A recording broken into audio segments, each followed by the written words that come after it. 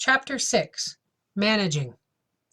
While Pa played the fiddle that evening at home, Laura felt much better. 2 weeks were gone, she thought. There were but 6 more. She could only keep on trying. The music stopped and Pa asked, "What's the trouble, Laura? Don't you want to make a clean breast of it?" She had not meant to worry them. She intended to say nothing that was not cheerful. But suddenly she said, "Oh, Pa, I don't know what to do." She told him all about that miserable week at school. "What can I do?" she asked. "I must do something. I can't fail. But I am failing. If only I were big enough to whip Clarence. That's what he needs, but I can't." "You might ask Mr. Brewster to," Carrie suggested. "He could make Clarence behave himself." "Oh, but Carrie," Laura protested, "how can I tell the school board that I can't manage the school? No, I can't do that." "There you have it, Laura," Pa said. "It's all in that word 'manage.' You might not get far with Clarence, even if you were big enough to punish him as he deserves. Brute force can't do much. Everybody's born free, like it says in the Declaration of Independence. You can lead a horse to water, but you can't make him drink. And good or bad, nobody but Clarence can ever boss Clarence. You better just manage." "Yes, I know, Pa," Laura said, "but how?" "Well, first of all, be patient. Try to see things his way, so far as you can. Better not try and make him do anything because you can't. He doesn't sound to me like a really vicious boy." "No, he isn't," Laura agreed. "But I guess I just don't know how to manage him." "If I were you," Ma gently began, and Laura remembered that Ma had been a school teacher, "I'd give way to Clarence and not pay any attention to him. It's attention he wants. That's why he cuts up. Be pleasant and nice to him, but put all your attention on the others and straighten them out. Clarence'll come around." "That's right, Laura. Listen to your Ma," said Pa. "Wise as a serpent and gentle as a dove." "Charles," said Ma.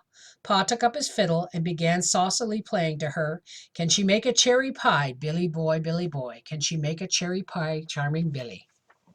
Sunday afternoon, when Laura was flying over the sunny snow in the cutter, Almanzo Wilder said, "It chirks you up to go home over Sunday. I've got an idea it's pretty tough staying at Brewster's." "It's my first school, and I've never was away from home before," Laura answered. "I get homesick. I do appreciate your driving so far to take me home." "It's a pleasure," he said.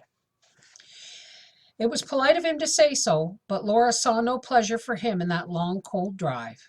They hardly said a word the whole way, because of the cold, and she knew very well that she would not be entertaining anyway. She could hardly ever think of anything to say to strangers. The horses were so warm from trotting that they must not stand one moment in the cold wind, so at Brewster's door he stopped them only long enough for Laura to jump quickly out. As they went on, he touched his fur cap with his gloved hand and called through the sleigh bells' music, "Goodbye till Friday." Laura felt guilty. She had not expected him to make that long drive every week. She hoped he did not think she was expecting him to do it. Surely he was not thinking of maybe being her beau. She was almost used to Mrs. Brewster's miserable house. She had only to forget it as well as she could, to study until bedtime, and in the mornings to make her bed neatly, swallow her breakfast, and wipe the dishes, and get away to school. There were only 6 weeks more now. On Monday morning, the school began as glumly as it had ended on Friday. But Laura was determined to make a change, and she began at once. When Tommy had stumbled through his reading lesson, she smiled at him and said, "Your reading is improving, Tommy. You deserve a reward. Would you like to copy your spelling lesson on the blackboard?" Tommy smiled, so she gave him the spelling book and a new piece of chalk. When he had copied his lesson, she praised his writing and told him now he could study his spelling from the board. She gave the spelling book to Ruby. "Your reading lesson is very good too," she said to Ruby. "So tomorrow, would you like to copy your spelling lesson on the blackboard?" "Oh, yes, ma'am," Ruby answered eagerly. And Laura thought, that's one thing managed. Clarence fidgeted, dropped his books, and pulled Martha's hair, but Laura remembered Ma's advice and did not see him. Poor Martha did not know her grammar lesson at all. She was so hopelessly confused about complex and compound sentences that she had stopped trying to understand them. She answered only, "I don't know. I don't know." I think you must take this lesson over, Martha, Laura had to say. And then she had an inspiration and went on. I would like to go over it again myself. I'm trying to keep up with my class in town, and grammar is hard. If you would like to, we can go through this lesson together at the noon hour. Would you like to? Yes, I would, Martha answered. So at noon, when they had eaten their dinners, Laura took up her grammar and said, Ready, Martha? Martha smiled back at her. Then Clarence asked, Is that why you study all the time, to keep up with your class in town?